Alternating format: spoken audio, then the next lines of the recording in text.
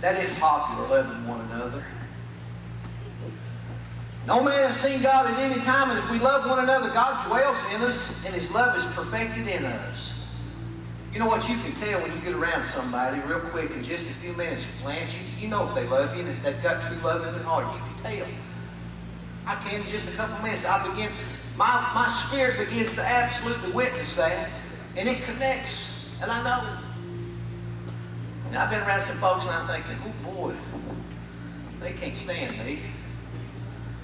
I'm so in front of the point, I'm thinking, Lord, help me get out of this situation. Let me go on. Hereby know that we dwell in Him, He in us, because He hath given us of His Spirit. And we have seen and do testify that the Father sent the Son, loving like God now. Whosoever shall confess that Jesus is the Son of God, God dwelleth in Him, and He in God. And we have known and believed the love that God hath to us. He's love. He dwelleth in love, dwelleth in God. You know, I think about many times how I let God down. You know, I ran from the calling in the ministry for a long time. I knew, Glenn. But I didn't want to be a preacher. You know, I've said this many times, I've told you how I didn't want to preach because, I wanted people to like me. And I had, I thought, well, if I preach, people won't like preachers. All my friends that I had, they'll run from me. They won't want anything to do with me because, preachers are fanatical, Bible thumping, Nobody wants to be around a preacher. Nobody wants to hang out with a preacher. And I ran from that, Lance. Tried to negotiate with God. Guess what? God does not negotiate. Found that out. I said, Lord, I'll teach Sunday school. I'll sing. I'll testify. And every now and then I'll get real fired up testifying. And the Lord said, no. I called you. And finally, I give in. I was absolutely the most miserable guy in the world. My wife will tell you. Things was good at home. Kids were healthy. Our bills were paid. And everything was just, going. But I was miserable. Absolutely miserable. And I finally gave in. And I said, okay, Lord, I've had enough. Okay? I'll do what you have me to do. And then I began to think about all of the time that I let go by. I'm thinking, man, back in my 30s, early 40s and all this, what all I could have done for the Lord if I'd have just been obedient. And I began to think, Lord, I've let you down. Lord, I've been a big disappointment.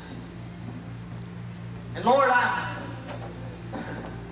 could have done so much more for you. But God still loved me.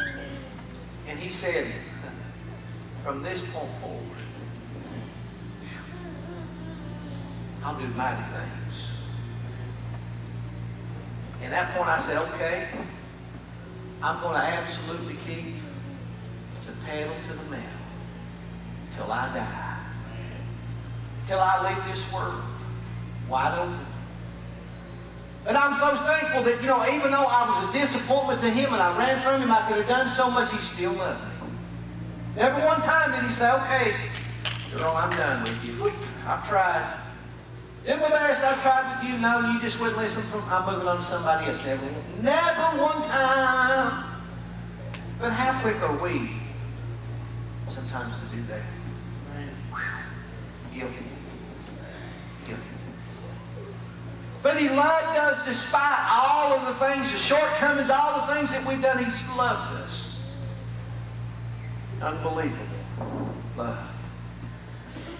Verse 17, He says, our love is made perfect that we might have, I like this right here, boldness in the day of judgment, because as He is, so are we in this world. with that love that we may have boldness in the day of judgment. I'm going to tell you what, folks, having boldness, we've been talking about that. Last night we got off in our Bible study. We've been having a good time on Tuesday nights. If you've not come, we'd love to have you. It's kind of informal. Take your shoes off, get you something to drink, stretch out, and we talk about the Word. But my wife was telling me today, I didn't hear this. I guess I'd gone back and get me something to drink. But she was telling me something that Roy Brooks said. And I tell you what, absolutely just, wow, off the scale. And he was talking about when he worked for the railroad. Roy, how many years did you work for the railroad? 38 years. Long time. And he was telling me, he said, there went a stretch of 22 years on my job that I never missed a day of work. 22 years. That's pretty impressive. He said, there's many times I went sick, felt awful, but I went. And you got to imagine over 22 years, they had to be sometimes he's running a fever, sick to his stomach, something, head a busting, just couldn't hardly stand up, but went on. Probably some more of y'all just like it. 22 years and never missed a day. And he said, you know what? He said, I figured this much. If I could have went on my job 22 years and never missed a day, he said, I can come to church every time the doors is open. And every opportunity I got, I'm going to tell somebody about Jesus. I'm going to invite them to church. I'm going to witness to them. I'm going to testify to them. I'm going to let them know about the good news of Jesus. Amen. Woo, that's good.